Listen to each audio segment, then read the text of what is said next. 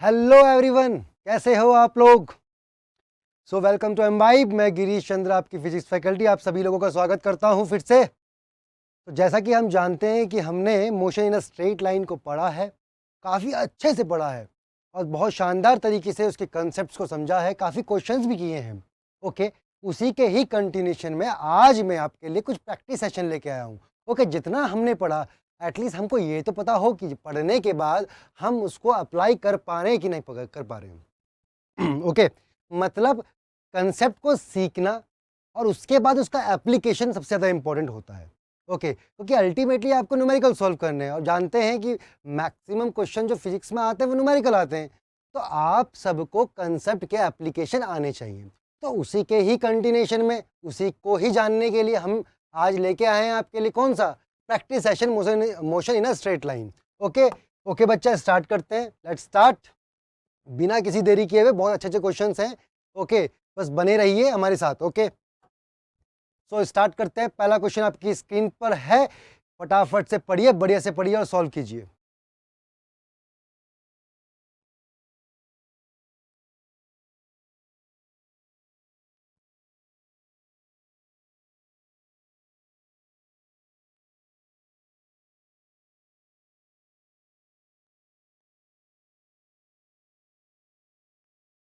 Okay, आपने question पढ़ लिया होगा आई थिंक। इस तरह के क्वेश्चन हम कर चुके हैं।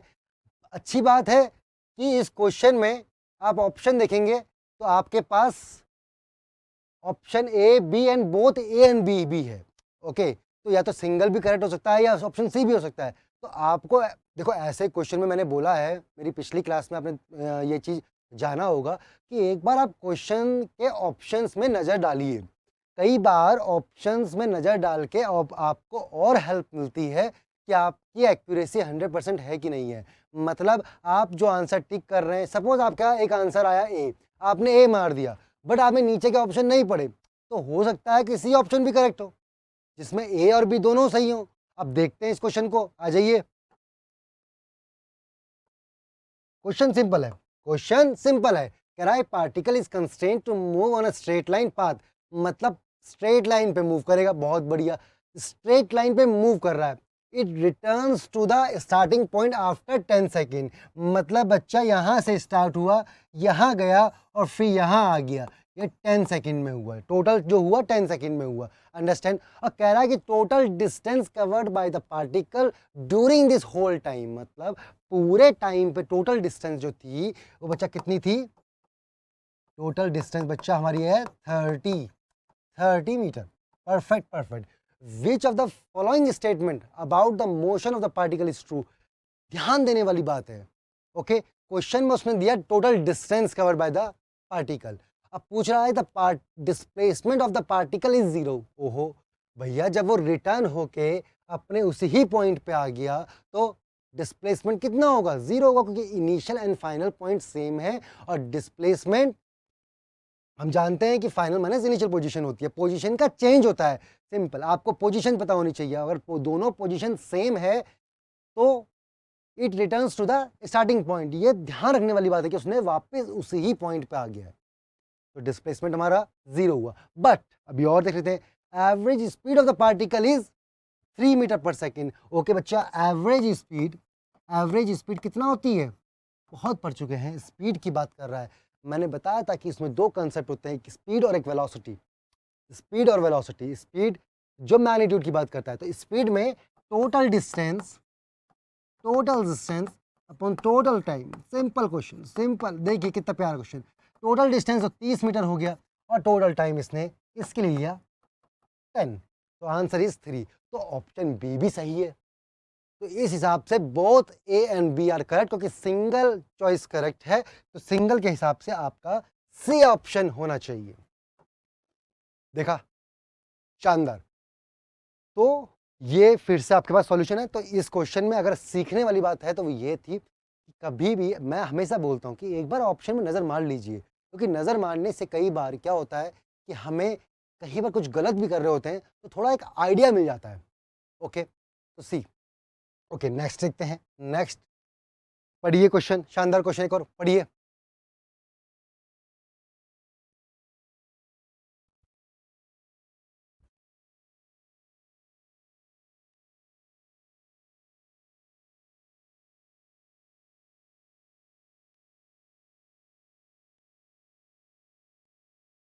ओके, सी वेरी सिंपल क्वेश्चन है, सिंपल क्वेश्चन है। इस तरह के क्वेश्चन हम कर चुके हैं कि एक पार्टिकल जो है बच्चा d/2 चला, फिर d/2 चला, लेकिन दोनों में स्पीड इसने अलग अलग रखी। ओके, एक में तो लिखी हाफ में 40 रखी और दूसरे में पूछ रहा है आपसे the rest of the distance it shall cover with the speed of, suppose इसमें v मान लो, तो बच्चा हम जानते हैं कि v एवरेज जो होगा वो कितना होता है, 2v1 v2 upon v1 plus v2, ये होता है। आप v1 की वैल्यू पुट कर दीजिए, ओके 40, v2 40 प्लस v2, और v2 मैंने v लिया है तो कोई दिक्कत नहीं है।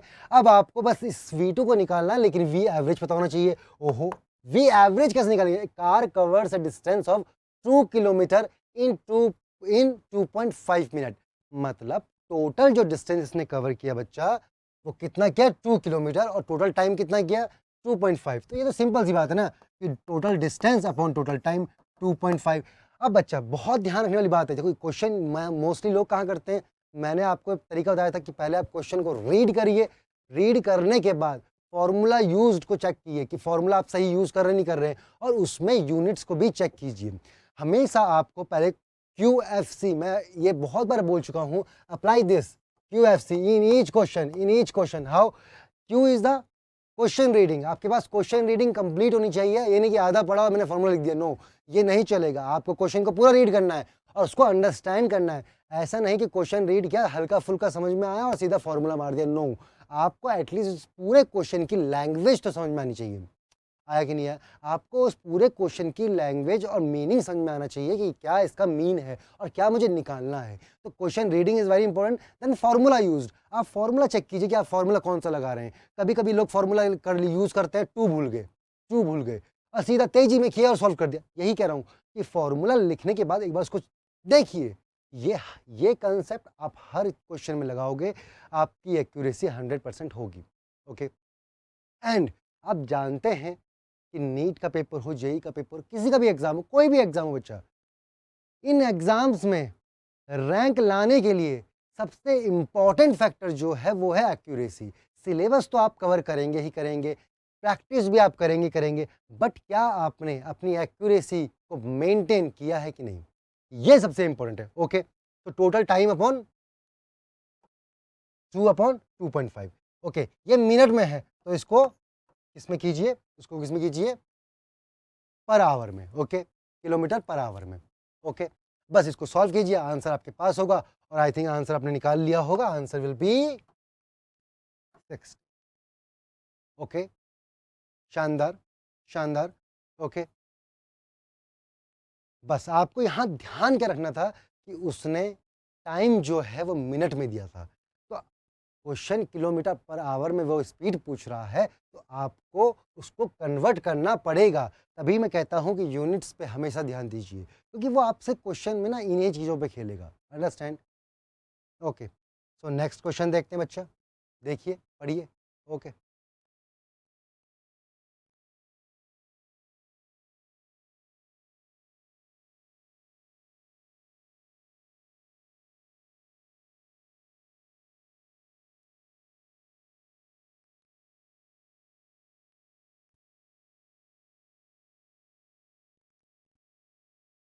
ओके, क्वेश्चन आपने पढ़ लिया होगा, आई थिंक आपने ये भी समझ लिया होगा कि मुझे इस क्वेश्चन में क्या करना है। सिंपल क्वेश्चन है, बहुत अच्छा क्वेश्चन है।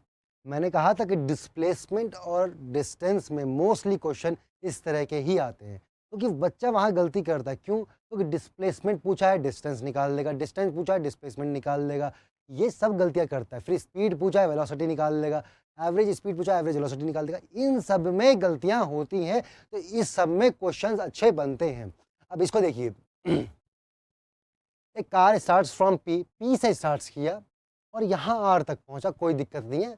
और उसने पाथ कैसे लिया है, पहले स्ट्रेट देन कर्व, फिर स्ट्रेट देन कर्व। ओके, ऐसे करते करते वो यहाँ तक पहुँचा और उसने रेडियस दे दिया कि 11/पाई है। अब वो आपसे पूछ रहा है कि total distance and it's displacement निकालिए। तो जैसा कि हम जानते हैं क्वेश्चन में कुछ नहीं है, क्वेश्चन में कुछ नहीं है, क्योंकि जब आप टोटल डिस्टेंस की बात करते हैं, टोटल डिस्टेंस की बात करते हैं, डिस्टेंस क्या होता है, actual path travel, actual path travel, जो उसने एक्चुअली पाथ को ट्रेवल किया है। अब देख लो उसने एक्चुअल क्या किया है, आ जाओ आ जाओ। अब P से A तक पहुंचा तो उसने एक्चुअल किया A। अब बच्चा उसके बाद इसने ये कर्व लिख किया, वो भी सेमी सर्कल, वो भी देखो बच्चा सेमी सर्कल किया है। तो सेमी सर्कल की लेंथ कितनी होती है, 2πr। 2πr टोटल होती है, πr हाफ होती है, तो पाई इंटू आर। ओके, फिर उसने कितना किया, बी किया। फिर उसने कितना किया बच्चा, फिर से उसने सेमी सर्कल किया, तो पाई इंटू आर है, बट आर यहाँ पर 2r है। आर यहाँ पर बच्चा कितनी है, 2r। अंडरस्टैंड आया। बस इसको कैलकुलेट कीजिए, वैल्यू डालिए, आंसर आपके पास 3048 आएगा टोटल डिस्टेंस। अब टोटल डिस्प्लेसमेंट पूछा है, टोटल डिस्प्लेसमेंट। अब बस यही आपको पता होना चाहिए कि टोटल डिस्प्लेसमेंट जो होता है वो शॉर्टेस्ट डिस्टेंस होती है। मतलब क्योंकि पोजीशन का चेंज है, तो जो डिस्प्लेसमेंट है वो क्या है, अगर मैं डिस्प्लेसमेंट की बात करूं, डिस्प्लेसमेंट वेक्टर की बात करूं, तो पोजीशन का चेंज है, पोजीशन का चेंज है, फाइनल माइनस इनिशियल पोजीशन। और जब फाइनल माइनस इनिशियल पोजीशन करते हैं तो आपकी शॉर्टेस्ट डिस्टेंस आती है। ओके, शॉर्टेस्ट डिस्टेंस आती है। तो देखिए अब अगर ये ए चला, क्योंकि ए तो स्ट्रेट लाइन है, बट अगर इस सेमी सर्कल की बात करूं तो सेमी सर्कल के लिए बच्चा जो शॉर्टेस्ट डिस्टेंस होगी वो स्ट्रेट लाइन होगी, और स्ट्रेट लाइन उसके डायमीटर के इक्वल होगी, तो 2r। फिर बी भी उसने ऐसे ही चला, और बच्चा फिर उसने स्ट्रेट लाइन फिर से मान लो, क्योंकि शॉर्टेस्ट डिस्टेंस की बात कर रहा हूं, और फिर वो आप निकाल लो। आया कि नहीं आया, कंसेप्ट समझ में आया कि नहीं आया, बताओ। आई थिंक आपको आया होगा। बहुत सिंपल, और इस तरह के क्वेश्चंस मैं अपनी क्लास में करवा चुका हूँ। जिन बच्चों को अभी लेटेस्ट अगर हमारा ये डायरेक्टली इसको देख रहे हैं, तो मैं इसमें पूरा कंप्लीट लगभग मैंने मैक्सिमम कंसेप्ट्स कवर कर लिए हैं, और वो आपके चैनल में पढ़े हैं। उनको इनिशियल टू फाइनल देखो, आपके कंसेप्ट्स क्लियर होंगे, और मैं गारंटी देता हूँ कि आपका कोई क्वेश्चन गलत नहीं होगा, क्योंकि मेरा पढ़ाने का तरीका ही यही है कि आपके क्वेश्चंस न्यूमेरिकल बने, और आप एक्यूरेसी को अंडरस्टैंड करें, कि आप उस टर्म को समझिए कि एक्यूरेसी को, ये मजाक नहीं है कि आपको, आप ये मत सोचना कि आपको तुरंत आ जाएगी ये चीज़। अंडरस्टैंड, आप ये कभी मत सोचना कि मैंने, कोई नहीं ये तो हम कर लेंगे, ये तो हमें आ जाएगी, नहीं। आपको ये फर्स्ट डे से स्टार्ट करनी होती है, देन आप फाइनल डे तक 100% एक्यूरेसी की तरफ बढ़ते हैं। ये एक प्रोसेस है बच्चा, ये एक प्रोसेस है, आप समझिए इस चीज़ को। अप्लाई करेंगे तो 100% आपको रिजल्ट मिलेगा, ये गारंटी है मेरी। ओके ओके ओके, नेक्स्ट देखते हैं। पहले आप इसका फिर से सॉल्यूशन देख सकते हैं डिजिटल प्रिंटेड फॉर्म में। ओके, सेम थिंग जो हम करते हुए आ रहे हैं। नेक्स्ट क्वेश्चन है, रीड करिए।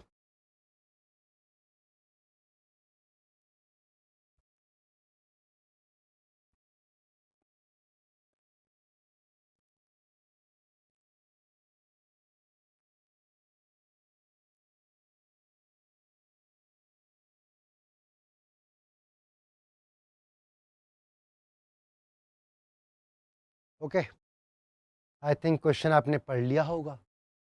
क्वेश्चन ये भी सिंपल है, इसी तरह के आते हैं। मैं कह रहा हूँ आपको क्वेश्चन ऐसे ही आएंगे, अभी आपको सिंपल लगेंगे, और मेरी गारंटी भी है। आप अगर पूरा सिलेबस कवर करने के बाद लास्ट ईयर का पेपर देखो तो आपको सारे क्वेश्चन बुझ आते हैं, बट अब एक्चुअल एग्जाम में जब जाओगे तो आधे क्वेश्चन गलत करोगे। बट वही चीज आपको मिनिमाइज करनी है। आ जाओ। Two particles of the masses m1 and m2, okay, are dropped from a height h1 and h2 respectively. They reach the earth's surface after time t1 and t2 पूछ रहा है, मतलब टाइम पूछ रहा है। अरे भैया, अरे भैया, अरे आ जाओ आ जाओ आ जाओ। ये बॉल छोड़ी, ये आई, और इसका यहाँ से यहाँ तक टाइम पूछ रहा है, और दो हाइट्स हैं, तो टाइम का रिलेशन निकाल लो आप। आपको पता है 2h/g। अगर नहीं समझ में आए तो S equal to U T plus half A T square लगा लेना। ड्रॉप किया है तो ये ज़ीरो हो गई, ए जी हो गया, एच हो गया, आ गया आंसर यहाँ से। अब T is directly proportional to H, तो बेटा T1 upon T2 is directly proportional to, और इक्वल टू कर दो सीधा, अब तो हम रेशियो निकाल लें ना, वो कट जाएंगे कांस्टेंट।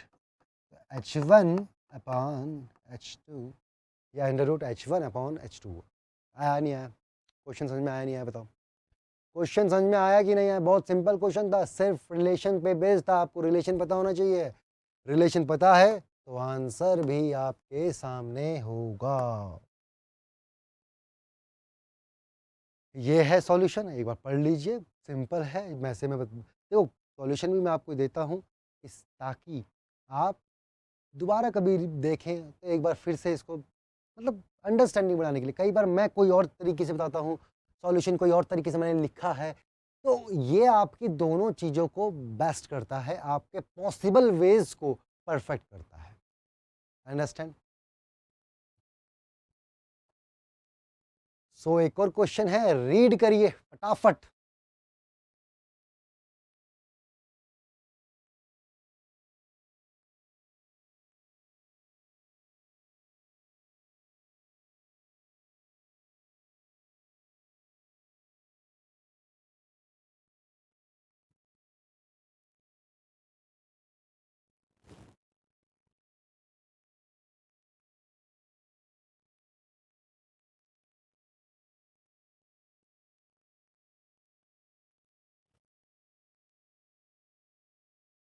ओके, क्वेश्चन आपने पढ़ लिया होगा, क्वेश्चन आपने पढ़ लिया होगा और आई थिंक आपको समझ में आ भी गया होगा। देखो क्वेश्चन को अगर आप रीड अच्छे से कर लेंगे तो मेरे ख्याल से आपकी आधी प्रॉब्लम तो सॉल्व हो गई, क्योंकि आपने सारे फॉर्मूले पढ़े हैं, बस आपको क्वेश्चन सही से समझ में आना चाहिए। तो क्वेश्चन बोलता है a body falls freely from the rest. Okay, कोई दिक्कत नहीं है, देखो फॉल्स फ्रीली, फॉल किया है, ओके कोई दिक्कत नहीं। It covers as much distance in the last second of its motion, जो इसका लास्ट सेकेंड था उस पर जितना इसने कवर किया है उतना ही इसने इन द फर्स्ट 3 सेकेंड किया है। पहले 3 सेकेंड में जितना किया, बाद में लास्ट का 1 सेकेंड में सेम किया। अंडरस्टैंड? अंडरस्टैंड? अच्छा, कई बार बच्चों को दिक्कत होती है, सर ऐसा कैसे हो गया कि वहाँ पर 1 सेकंड में इतना कर रहा है, यहाँ पर 3 सेकंड में सेम कर रहा है, मतलब इतना कैसे? देखो बच्चा, ये बहुत सिंपल सी बात है। आप किसी भी चीज़ को ड्रॉप करते हैं, आपकी इनिशियल वेलोसिटी 0 होती है, बट ड्यू टू ग्रेविटी वो आती जाती है, उसकी वेलोसिटी बढ़ती जाती है। अब मुझे बताओ v is equal to U plus A T. जब आपने ड्रॉप किया तो ये 0 था, 0 था, बट जैसे जैसे आप नीचे आते गए तो वेलोसिटी बढ़ती गई। सपोज अब लास्ट के 1 सेकंड पे निकाल रहे हैं, तो बच्चा ये 0 नहीं है, ये 0 नहीं है। अंडरस्टैंड? ये 0 नहीं है, तो कुछ ना कुछ इस पे ऐड होगा। जब ऐड होगा तो फाइनल वेलोसिटी भी ज़्यादा होगी, और जब वेलोसिटी ज़्यादा होगी तो आप कह सकते हैं कि डिस्प्लेसमेंट भी ज़्यादा होगा। फिर से आपको एक बार और क्लियरली बोलता हूँ, जाओ। ओके, वेट वेट वेट, ये वाला यूज़ करते हैं, यहाँ से आपका और बेहतरीन आएगा। अंडरस्टैंड? अब आपको ये तो समझ में आ गई कि वेलोसिटी आपकी बढ़ जाएगी, क्योंकि इनिशियल तो 0 है, बट कुछ टाइम बाद बच्चा वेलोसिटी तो बढ़ जाएगी। जब वेलोसिटी बढ़ गई तो मतलब अब लास्ट सेकंड में निकालते हैं तो उसकी इनिशियल वेलोसिटी बढ़ गई।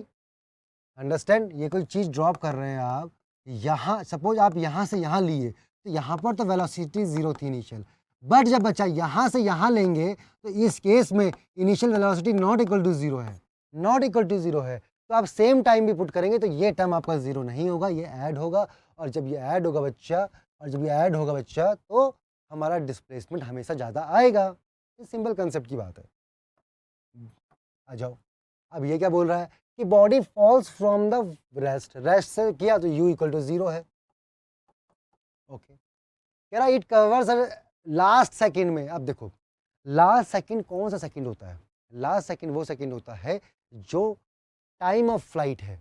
अंडरस्टैंड? मतलब जो टोटल टाइम है बॉडी का, ये किया, तो यहां से अगर आप, ये लास्ट सेकंड है t, तो जो लास्ट सेकंड होगा वो टाइम ऑफ फ्लाइट होगा, क्योंकि वो एंड सेकंड है। क्योंकि आपने देखा होगा कि फर्स्ट सेकंड कौन सा हुआ, सपोज टाइम इक्वल टू 0 से स्टार्ट किए तो ये first, time is equal to 1, 1 के गैप में ये 1 सेकंड, फिर यहाँ से गए तो ये सेकंड, ऐसे करते करते जब लास्ट पहुँचे आप तो लास्ट का t सेकंड, अब टी सेकंड अगर लास्ट वाला है तो टोटल टाइम ऑफ फ्लाइट भी तो वही है टी। तो आपको बस रिलेशन लगाने हैं, अब तो कोई दिक्कत ही नहीं है। अब मुझे बताओ nth सेकंड मतलब nth सेकंड का डिस्प्लेसमेंट का रिलेशन कितना होता है बच्चा? nth सेकंड का डिस्प्लेसमेंट का रिलेशन कितना होता है? u plus A by two n minus one. n is the nth second. किस सेकंड में? फर्स्ट सेकंड में, सेकंड सेकंड में, थर्ड, फोर्थ, या फिर लास्ट वाला? लास्ट वाला कौन सा हुआ? टीएथ। जो लास्ट वाला सेकंड हुआ वही तो पूरा टोटल टाइम ऑफ फ्लाइट भी हो गया ना, सेम हो गया ना। तो भैया लो, ये टर्म तो जीरो हो गई, ये G10 ले लेते हैं, ये तो है इतना 2t माइनस। Okay okay. अब ये जो डिस्टेंस है, ये जो डिस्टेंस है, ये लास्ट सेकेंड वाली, लास्ट वाली, this should be equal to the first three second में। मतलब cover in the first 3 second में जितना कवर किया उतना सेम है। तो फर्स्ट 3 सेकेंड में कितना होगा? S equal to U T plus half G T square. बच्चा इनिशियल तो जीरो हटा दो, तो हाफ G10 और टी स्क्वायर। टी कितना बच्चा? टी कितना बच्चा?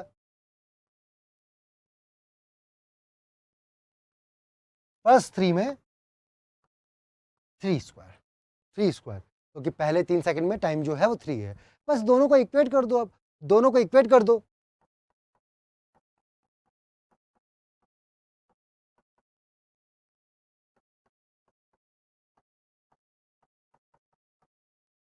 ये गया, समझ में आया ना? ये फर्स्ट 3 में, ये फर्स्ट 3 में, फर्स्ट 3 में मतलब इनिशियल टू 3 सेकंड तक जो डिस्टेंस कवर करी वही उसने लास्ट के 1 सेकंड में करी। तो फर्स्ट 3 में half G T square, T कितना है? 3 स्क्वायर। ओके, ये 9 हुआ, यहाँ से 1 उठ के आया तो +1 हो गया, ये 2t हो गया, और t की वैल्यू 5 हो गई। आया कि नहीं आया बताओ? आया कि नहीं आया? अच्छा क्वेश्चन था, आया कि नहीं आया? अच्छा क्वेश्चन था। ओके, सिंपल क्वेश्चन है, केवल आपको इक्वेशंस को रिलेट करना था, रिलेट करना था। ओके,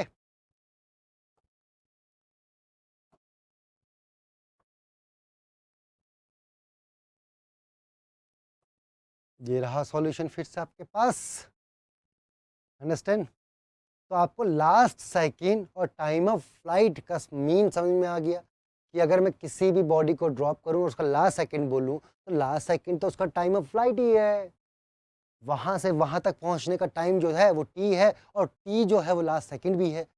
अंडरस्टैंड आया कि नहीं? टी माइनस वन से टी का जो है वो लास्ट सेकेंड होता है।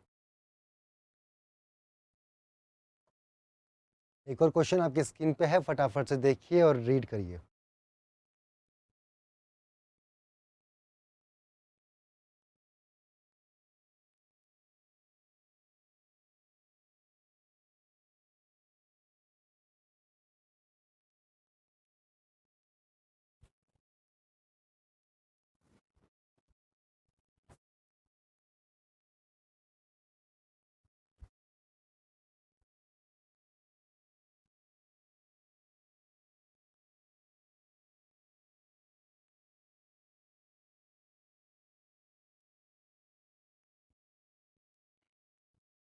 ओके, आपने रीड कर लिया होगा। देखिए क्वेश्चन पढ़िए, सिंपल कैलकुलस बेस्ड है। Acceleration of the particle increases linearly with the time as 60। तो एक्सेलरेशन तो उसने 60 दे दिया, काम खत्म। इनिशियल वेलोसिटी 0 बोल रहा है, कोई दिक्कत नहीं है, यूज आएगी तो हम करेंगे उसको। पहले चेक कर लेते हैं। Particle starts from the origin, मतलब इसका मतलब क्या हुआ बच्चा? एक्स इक्वल टू 0 से स्टार्ट किया। अब बच्चा इसका मतलब क्या हुआ? इनिशियल वेलोसिटी जो 0 है, मतलब इनिशियल वाली भी 0 है। Okay, particle starts from the origin, then the distance travel by the particle in time T, मतलब टी टाइम के बाद उसने कितना डिस्टेंस ट्रेवल किया होगा वो किसके इक्वल है, मतलब सिंपल सी बात है, आपको वो निकालना है। तो सिंपल रिलेशंस को यूज़ करना है, क्योंकि acceleration we know D by D T, तो ये 60 हुआ। तो बच्चा यहाँ से डी की वैल्यू कितनी आई? 60 dt, और ये कितना आया? इंटीग्रेट कर लो, इंटीग्रेट कर लो, 0 से t, और 0 टाइम पे वेलोसिटी कितनी है? 0, और t टाइम पे कितनी वेलोसिटी है? v, मान लो कोई दिक्कत नहीं है। अब कितना हुआ ये? 6, टी स्क्वायर बाय 2 तो 3 टी स्क्वायर। ओके, आ गया इसका आंसर। तो velocity is equal to 3 t square, that is also equal to D x by D T. तो d x is nothing is equal to 3 t square into d t. ये आ गया। अब इसको integrate कर लेते हैं फिर से, कोई दिक्कत नहीं है। टाइम इक्वल टू 0 से मान लो टी टाइम तक। टाइम इक्वल टू 0 पे पोजीशन 0 थी, ओरिजिन पे थी, और टाइम इक्वल टू टी पे एक्स पे हो गई, कोई दिक्कत नहीं है, एक्स पे हो गई। ओके, अब निकालो। तो एक्स इज इक्वल टू, ये आया हमारा 3t³ upon 3 0 to T. Limits लगा दी मैंने, कट गया भैया। तो ये आंसर आया t³। आंसर आया t³। आंसर आया t³। सिंपल क्वेश्चन था, अच्छा क्वेश्चन था। आया कि नहीं आया समझ में, बताओ बताओ बच्चों, कोई दिक्कत इसमें? बस आपको क्वेश्चंस को रीड करना। देखो मैंने आपको ये बता, इसमें जो जानने वाली बात है वो ये है कि इन लिमिट्स का आपको क्वेश्चन में समझना बहुत ज़रूरी है, बहुत ज़रूरी है। क्यों? हो सकता था वो ये बोलता कि टाइम इक्वल टू 0 पे इनिशियल पोजीशन 0 नहीं कुछ और है, मान लो 2 है, मान लो कि 2 है, मान लो, तब इसका आंसर ये ना आता, तब ये बनता x-2 लिमिट पुट करने के बाद, और वो बनता t³, और ये बनता बच्चा t³ प्लस 2। ये बनता आंसर, ये बनता आंसर t³ प्लस 2। हो सकता है एक ऑप्शन t³ प्लस 2 भी होता उस केस में, यहाँ पर ऐसा नहीं है। तो आपको जब भी आप इंटीग्रेशन करते हैं, जब भी आप इंटीग्रेशन करते हैं, याद रखिएगा कि इंटीग्रेशन में लिमिट्स का सही यूज करना बहुत जरूरी है। लिमिट्स बच्चा आपको सही से लगाना जरूरी है। जरूरी नहीं है कि हर बार 0 0 ही दिया जाएगा, वो चेंज करेगा और आप यही गलती करोगे। जब भी इंटीग्रेशन हो आपकी लिमिट्स होनी बहुत जरूरी है। अंडरस्टैंड? आया कि नहीं आया? आई थिंक ये आपको आना चाहिए, ये आपको समझ आना चाहिए।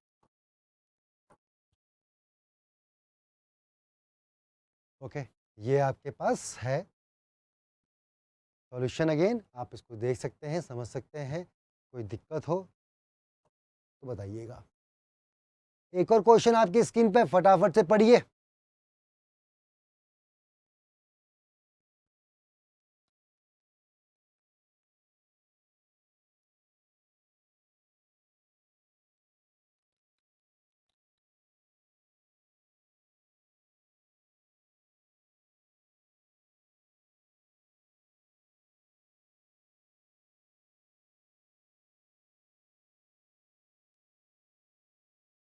ओके, क्वेश्चन आपने पढ़ लिया होगा आई थिंक।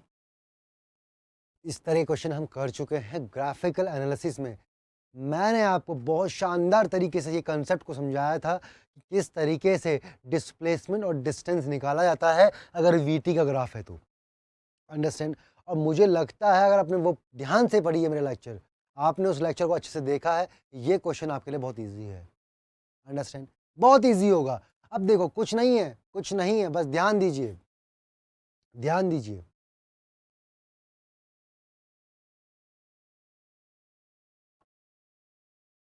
बस आपको एरिया कैलकुलेट करना है। बताइए, अब मुझे बताओ, क्वेश्चन में पूछता है कि displacement and distance, displacement and distance, ये चीज आपसे पूछ रहा है। तो मैं आपको हिंट देता हूँ फिर से। मैंने आपको बोला था कि डिस्प्लेसमेंट जब निकालते हैं आप, और वैसे हम जानते हैं कि velocity is nothing D x by D T होता है, ये हमें पता है। और डी एक्स जो होता है बच्चा वी डी टी होता है, ये भी हमको पता है, ये भी हमको पता है। मतलब आपको अगर डिस्प्लेसमेंट निकालना है तो वी डी टी कीजिए। और मैंने आपको बोला था कि वी डी टी क्या है? कुछ नहीं है, एरिया, एरिया अंडर किसके? वी और टी के, वी टी कर्व। मतलब एरिया अंडर वीटी कर्व। अगर आप इसका एरिया निकाल लें, वीटी कर्व के अंदर का एरिया निकाल लें, तो आपके पास डिस्प्लेसमेंट आएगा। बशर्ते आपको ध्यान क्या रखना है, मैंने बहुत क्लियरली बोला था कि डिस्प्लेसमेंट निकालते वक्त आप पॉजिटिव एरिया पॉजिटिव और नेगेटिव एरिया नेगेटिव लेंगे। जब आप उनको ऐड करेंगे तो आपको नेगेटिव एरिया माइनस साइन के साथ लेने हैं।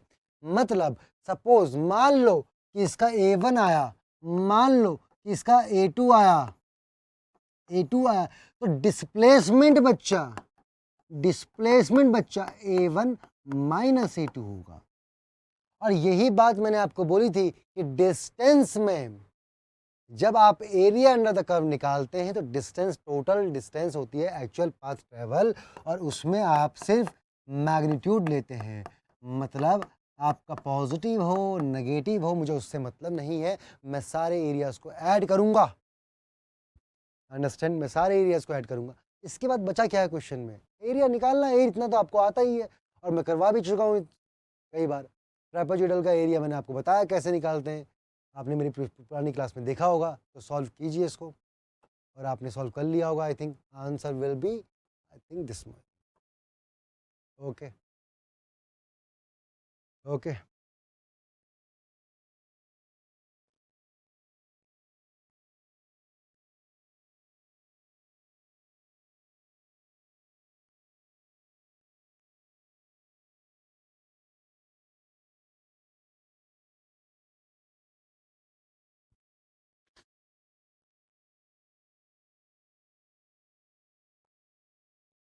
नेक्स्ट क्वेश्चन आपकी स्क्रीन पे है, फटाफट कीजिए।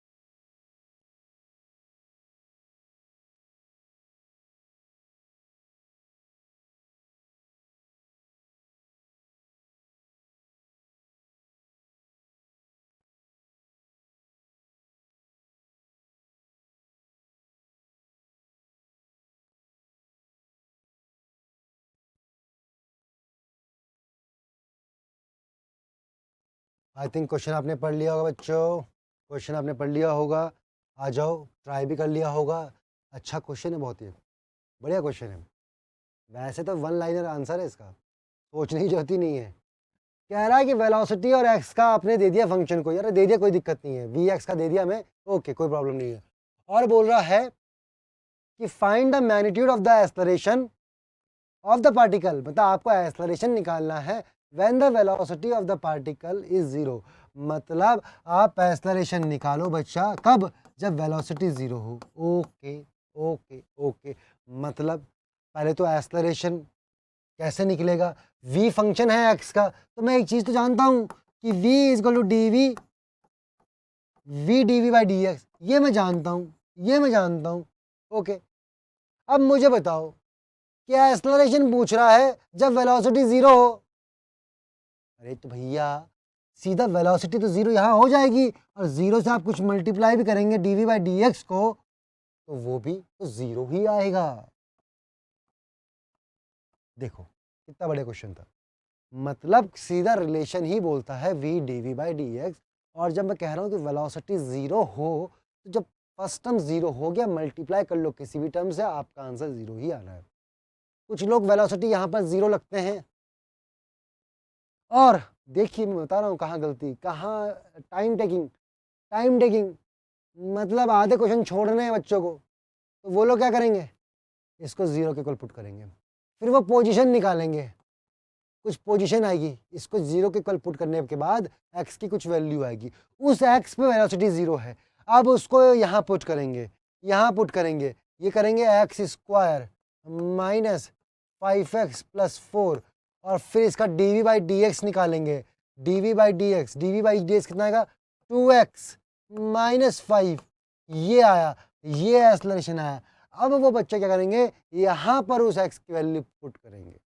अरे भैया तो पुट करोगे तो ये तो जीरो ही आएगा ना, जब वेलोसिटी आपने उस एक्स पे जीरो ले ली है तो क्यों इतनी मेहनत करनी है? अगर क्वेश्चन आपको छोड़ने हैं कुछ तो भैया हमें क्या, पर यही चीजें आपको ध्यान में रखनी होती हैं। देखिए वो तरीका भी आपके पास है, मैंने वो तरीका भी ला के रख दिया, ताकि आपको समझ में आए कि यहाँ मैं करूँगा गलती। इस चक्कर में एक दो क्वेश्चन को निपटाऊंगा इजी इजी वाले। देखो वेलोसिटी को 0 रखा, एक्स की मैंने कुछ वैल्यूज निकाली। अब एक्स की वैल्यूज निकाली 4 और 1 आई, ओके कोई दिक्कत नहीं, मतलब 4 और 1 में वेलोसिटी 0 होगी। फिर एक्सेलरेशन लिखा, फिर इसमें वैल्यूज पुट करी। अब वैल्यूज पुट कर रहा हूँ 1 स्क्वायर माइनस 5 प्लस 4, फिर कैलकुलेशन कर रहा हूँ, फिर जाके बोल रहा हूँ कि 0 आएगा।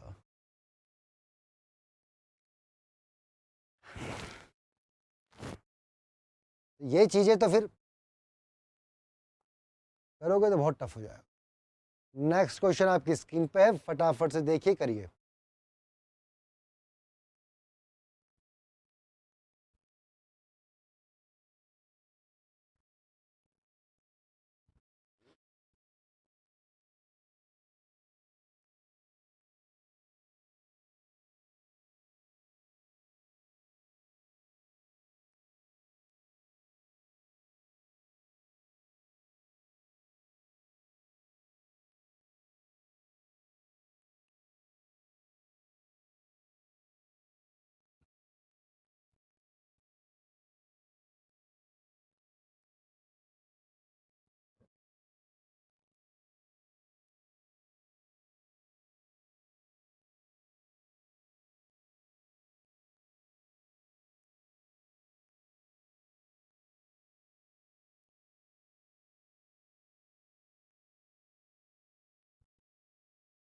ओके, आई थिंक आपने पढ़ लिया वो क्वेश्चन, थोड़ा अच्छा क्वेश्चन है अभी।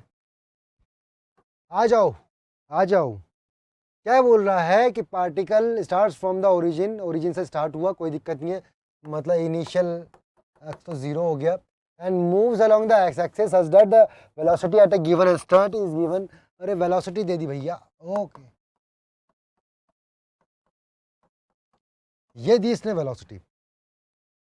कह रहा what is the acceleration of the particle when it is 2 metre from the origin, when it is 2 metre from the origin, मतलब जब ये 2 मीटर पे है, जब ये 2 मीटर पे है तो इसका एक्सेलरेशन कितना होगा। पहले मैं एक काम करता हूँ, एक्सेलरेशन निकाल तो लूँ कितना होगा, क्योंकि a is equal to D we by D t, और एक्सेलरेशन कितना होगा बच्चा, निकालो जरा, करो, 4 3 12 2 स्क्वायर माइनस 2, ये है एक्सेलरेशन। पर यहाँ टाइम दिया है और ये बोल रहा है कि जब 2 मीटर पे है तो कितना, मतलब वैल्यू दी है एक्स की, पुट करना है आपको टाइम। यहाँ तो थोड़ी गड़बड़ी हो गई फिर, अंडरस्टैंड, मतलब आपको टाइम निकालना पड़ेगा यहाँ पर। टाइम कैसे निकालोगे, जब कह रहा है कि it is 2 metre from the origin, मतलब एक्स जब 2 मीटर पे है तो टाइम कितना है, उस टाइम को निकालिए, उस टाइम को निकालिए, वही टाइम यहाँ पुट कर दीजिए, काम खत्म आपका। अब एक्स कैसे निकालेंगे, अरे भैया जब v दिया है तो कह सकता हूँ ना D x by D T भी तो दिया है, क्योंकि v is equal to D x by D T. अरे अब इंटीग्रेट करके मैं ये भी निकाल लूंगा, कोई बड़ी बात नहीं है मेरे लिए, क्योंकि D x 4t cube minus 2t into d t ये है, यहाँ से निकालूंगा बच्चा, करूंगा इंटीग्रेट, इंटीग्रेट करूंगा, और देखिए ध्यान दीजिएगा, समझिएगा कि इनिशियल तो 0, मैं टाइम इक्वल टू 0 पे उसने इनिशियल दिया 0, कितनी शानदार चीज़ है। मतलब मैं यही कह रहा था आपको कि आपको लिमिट्स का खासा ध्यान रखना है।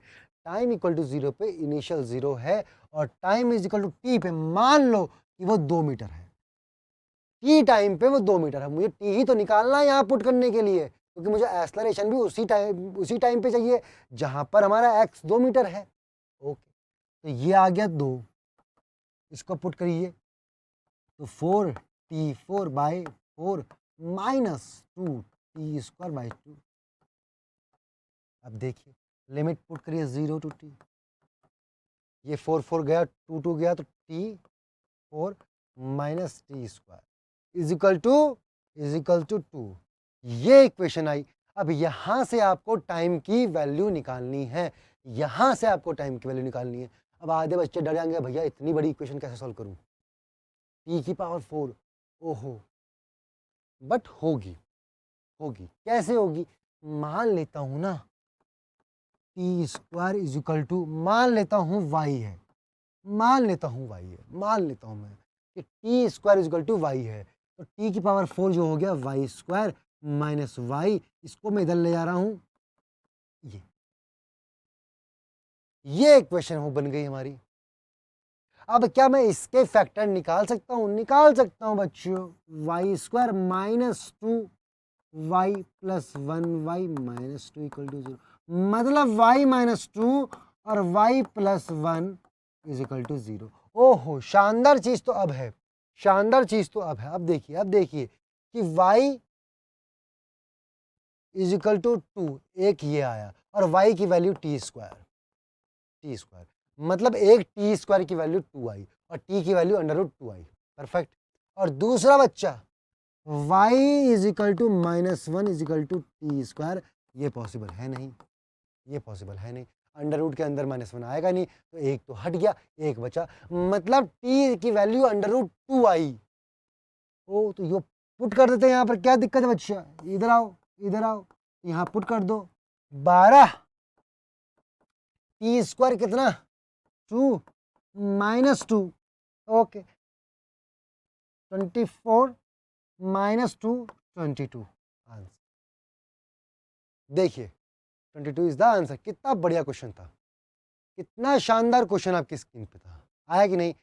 ये इक्वेशन भी सॉल्व कर सकते हैं, आपको कुछ ना कुछ इमेजिन करके आपको एक क्वाड्रेटिक इक्वेशन बनानी है, क्वाड्रेटिक, क्योंकि क्वाड्रेटिक के रूट्स आपको निकालने आते हैं तो वो बनेगी, और बहुत सिंपल तरीके से बन रही है। मैंने इसको पुट मान लिया, और उसको मानने के बाद मैंने पुट किया तो मेरे पास क्वाड्रेटिक इक्वेशन आ गई, उसके बाद फाइनल आंसर निकाला। आपके पास आई थिंक स्क्रीन पे सॉल्यूशन है, उसको आपको समझ में आ गया होगा, आई थिंक आपको बढ़िया लगा होगा इस क्वेश्चन को देख के, मज़ा आया होगा, होप आपने कुछ सीखा इस क्वेश्चन से। फिर से है, मैंने डिटेल में पूरा बता दिया है सॉल्यूशन, आप इसको भी देख सकते हैं, कोई दिक्कत नहीं है। आ जाओ, एक क्वेश्चन और है आपकी स्क्रीन पर। देखो इस तरह के क्वेश्चंस आते हैं क्योंकि कैलकुलस बेस्ड, डिफरेंशिएशन और इंटीग्रेशन बेस्ड थोड़े क्वेश्चंस आएंगे आपके उसमें, और ये सिंपल भी होते हैं, ठीक है, ज़्यादा टफ नहीं होते हैं, सिंपल सिंपल इक्वेशन बेस्ड होते हैं। करिए सॉल्व।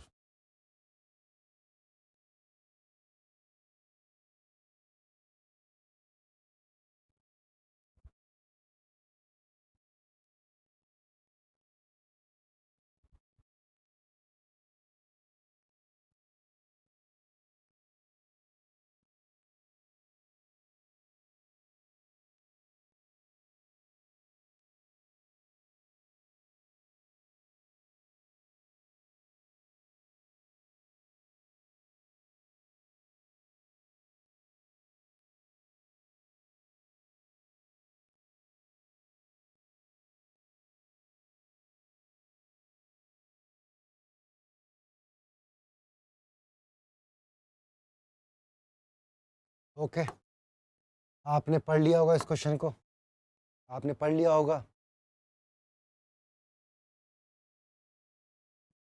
पढ़ा कि नहीं पढ़ा? पढ़ लिया आई थिंक।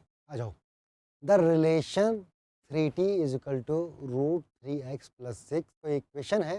टाइम देखो, हर बार ये देखो, यही छोटी छोटी चीज़ें हैं, मैं कह रहा हूँ, डरना नहीं है, ऐसे डरना नहीं है। आपको हमेशा x जो है फंक्शन ऑफ t मिल जाता है, v is a function of t मिल जाता है, a is a function of t मिल जाता है। अरे भैया, तो इसका रिवर्स भी मिल सकता है, इसमें कौन सी बड़ी बात है? या t is a function of x मिल गया, काम खत्म, तो इसमें कौन सी डरने वाली बात है? सिंपल है, हम सिंपल तरीके से सॉल्व करेंगे इसको। आ जाओ, कहता है the displacement when its velocity is 0, आपको डिस्प्लेसमेंट निकालना है जब इसकी वेलोसिटी 0 है, जब इसकी वेलोसिटी 0 है, आपको डिस्प्लेसमेंट निकालना है जब इसकी वेलोसिटी 0 है। आ जाओ, वे देखो 3t, ये इक्वेशन है, ओके। आपको डिस्प्लेसमेंट निकालना है जब इसकी वेलोसिटी 0 है, तो एक काम करो, वेलोसिटी कब आएगी? जब dx बाई dt होगा, मतलब आप क्या काम करो, इसको डेरिवेट कर दो t के रेस्पेक्ट में, ठीक है, टाइम के रेस्पेक्ट में। तो बच्चा टाइम के रेस्पेक्ट में जब t को करोगे तो 1 हो जाएगा, अंडरस्टैंड ना, इस पूरी इक्वेशन को मैं D by D T derivative कर रहा हूँ, अंडरस्टैंड। तो टाइम का 1 हो गया, रूट 3x, रूट का क्या होता है 1 अपॉन, अंडरस्टैंड आया कि नहीं। अब देखो इसका फिर से इंटीग्रेशन 3, डिफरेंशिएशन 3x का 3 होगा और x का कितना होगा dx बाई dt, 6 तो 0 हो गया, 6 तो 0 हो गया। अब dx बाई dt कितना हुआ, ये 3 इधर आया, 2 इधर आया, रूट 3 इंटू एक्स इधर आया, ओके 3 आया और ये आया कितना वेलोसिटी, dx बाई dt कितना हो गया v। अब मुझे बताओ आप, भैया 3 से 3 गया, अब कह रहा है अगर x 0 है, अगर x 0 है तो वेलोसिटी कितनी आएगी, वेलोसिटी अगर मैं इसको 0 कर दूं अंडर रूट के अंदर तो वेलोसिटी कितनी हो गई, वो भी 0 हो गई। सिंपल इक्वेशन बात, आया कि नहीं, आया कि नहीं।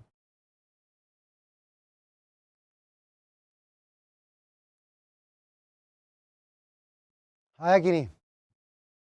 देखो बच्चा बहुत सिंपल सी बात है, अरे ये सिंपल सी बात है ना, ये कितना हुआ देखो v is equal to 2 root 3 X हुआ ना, अगर मैं x 0 करूं तो वेलोसिटी भी तो 0 आएगी, अंडरस्टैंड।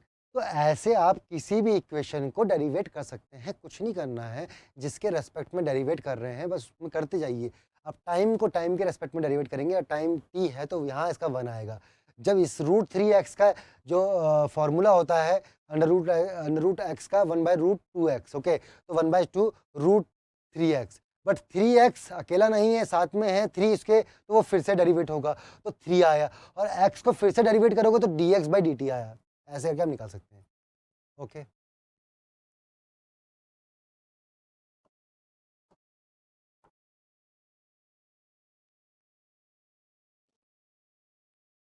अंडरस्टैंड, सिंपल है, कोई दिक्कत नहीं है, कोई दिक्कत नहीं है।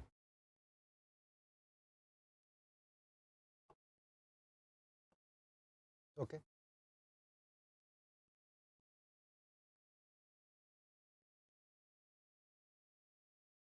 क्योंकि क्वेश्चन में दिया है कि डिस्प्लेसमेंट जब 0 हो तो वेलोसिटी कितना होगा, तो डिस्प्लेसमेंट और वेलोसिटी में अगर कोई इक्वेशन बनती है तो बहुत बढ़िया तरीका है। अगर डिस्प्लेसमेंट और वेलोसिटी में कोई इक्वेशन बन जाएगी, सपोज कोई ये ऐसी कोई इक्वेशन बन गई, तो भैया एक्स की वैल्यू पुट करो 0 और वी निकाल लो कि कितना आया, वी निकाल लो कितना आया। और वो भी मेरे को देखते समझ में आया कि भैया टी का तो यहाँ पर इस इक्वेशन में टी है, और जब मैं टी को डेरिवेट करूंगा तो वो तो 1 हो जाएगा, बाकी एक्स आएगा और एक्स का खुद का डेरिवेटिव dx बाई dt आएगा, अंडरस्टैंड। देखो ये थोड़ा सा हो सकता है कि आप लोगों के लिए नया हो, बट समझ लीजिए कोई बड़ी बात नहीं है। जब भी आप, फिर से बोल देता हूं मैं एक बार और, जब भी आप किसी भी इक्वेशन, कोई भी इक्वेशन बच्चा, कोई भी इक्वेशन आप उसको डेरिवेट कर सकते हैं, अंडरस्टैंड। कोई भी इक्वेशन है आप उसको सिंपली डेरिवेट कर सकते हैं, ओके। कैसे, सपोज मान लो x is equal to Y square by +2, ये एक इक्वेशन है, ये इक्वेशन है। मैं कहता हूँ इसको x के रेस्पेक्ट में डेरिवेट कर दो, अरे फॉर्मूला वही यूज होगा जो आप यूज करते हुए हैं, ओके। कीजिए, x को जब d बाई डी एक्स करोगे तो d बाई डी एक्स कितना होगा, d by D x of x हुआ 1, x हुआ ये, तो ये तो 1 हो गया। अब बच्चों 2y वाई स्क्वायर का डिफरेंशिएशन कितना हुआ, y की पावर स्क्वायर कितना हुआ 2 into Y, okay. But y भी एक बार डेरिवेट होगा फिर से, ये जो वेरिएबल है इसको भी डेरिवेट करोगे आप एक बार फिर से, तो आपने जब इसको किया तो dy by D x, understand. किसके रेस्पेक्ट में कर रहे हैं, x के रेस्पेक्ट में, तो dy बाई डी एक्स, और 2 तो कांस्टेंट है तो 0, मतलब आपने इस इक्वेशन को डेरिवेट किया। आप कर सकते हैं, बड़े प्यार से कर सकते हैं, बस कोई अगर अदर वेरिएबल्स आते हैं, जैसे x को आपने x की टर्म में किया तो आप जानते हैं वो 1 होगा।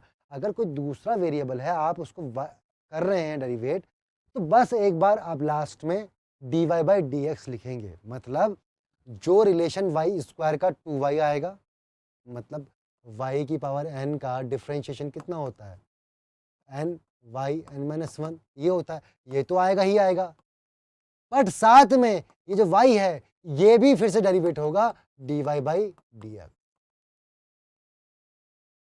ऐसे करके। तो ये भी यही चीज़ हमने यहाँ पर भी करी थी, फिर से देख लो एक बार, फिर से अच्छी चीज़ है। देखो ये चीज़ें छोटी छोटी चीज़ें जो आपको आनी चाहिए। इसको डेरिवेट करूँगा 3, टाइम को मैं इस पूरी इक्वेशन को टाइम से डेरिवेट कर रहा हूँ, तो t का तो डेरिवेशन 1 हो गया 3, रूट 3x का जानते हैं हम 1/√2 सेम रूट 3x। बट बच्चा ये फिर से होगा, जानते हैं ना जो ये टर्म होती है तो फिर से करते हैं। जब इसको फिर से करेंगे तो 3 इंटू एक्स, और एक्स तो करेगा तो dx बाई dt, ये फिर से डेरिवेट होगा तो dx बाई dt। थोड़ी मैथमेटिक्स है, आई थिंक इतनी आप कर सकते हैं। ये कुछ अच्छे टफ क्वेश्चन में से एक क्वेश्चन है। ओके, कुछ अच्छे और टफ क्वेश्चन में से एक क्वेश्चन है। नेक्स्ट क्वेश्चन आपकी स्क्रीन पे है, फटाफट से देखिए।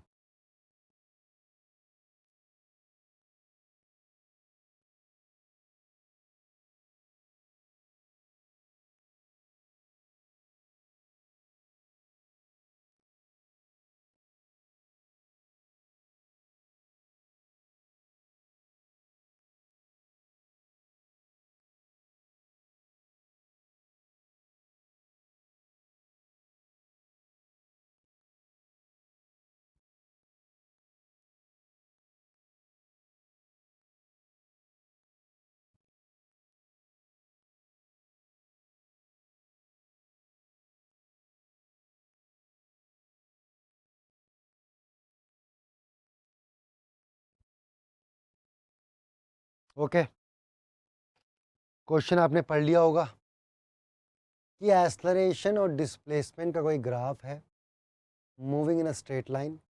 मतलब ए और एस का ग्राफ दिया है, वो भी स्ट्रेट लाइन दिया है पासिंग फ्रॉम द ओरिजिन। अब पासिंग फ्रॉम द ओरिजिन का इक्वेशन आप जानते हैं, y is equal to m x. तो y है a और m को m ही ले लेता हूँ और s को s ले लिया, ये इक्वेशन बन गई इस इक्वेशन स्ट्रेट लाइन की, कोई दिक्कत नहीं है। बोल रहा है कि वेलोसिटी और s का ग्राफ क्या होगा, v और s का ग्राफ क्या होगा। पहले मैं जानता हूँ कि a is equal to v d we by D x होता है, पर यहाँ पर x s है तो मैं s ले रहा हूँ, डिस्प्लेसमेंट है तो a d s v d v. Okay okay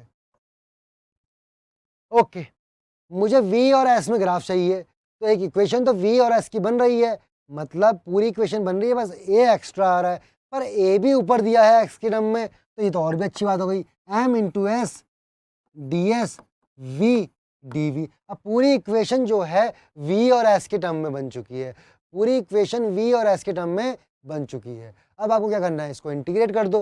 अरे भैया इंटीग्रेट करने कौन सी बड़ी बात है, इंटीग्रेट कर दो, इंटीग्रेट कर दो। अब मुझे बताओ, जब आप इसको इंटीग्रेट करेंगे m m s square by 2 v square by 2, ये आएगा, आएगा कि नहीं आएगा, आएगा कि नहीं आएगा, ये आएगा। अंडरस्टैंड?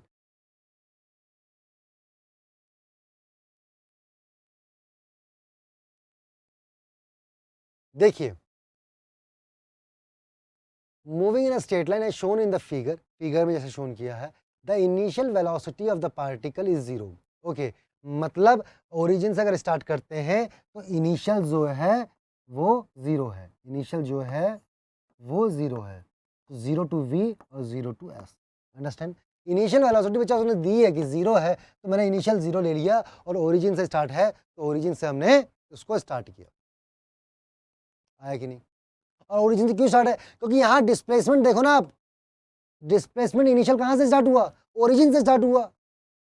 भैया डिस्प्लेसमेंट जो कर्व है, आप बोलोगे भैया कि सर सर हमको दिया है वेलोसिटी, इनिशियल वेलोसिटी जीरो है, पर इनिशियल डिस्प्लेसमेंट कहाँ दिया है, वो तो कुछ लिखा नहीं है। तो बच्चा इनिशियल डिस्प्लेसमेंट का ग्राफ देखो ना, कहाँ से स्टार्ट हुआ है, इनिशियल डिस्प्लेसमेंट जीरो से स्टार्ट हुआ है।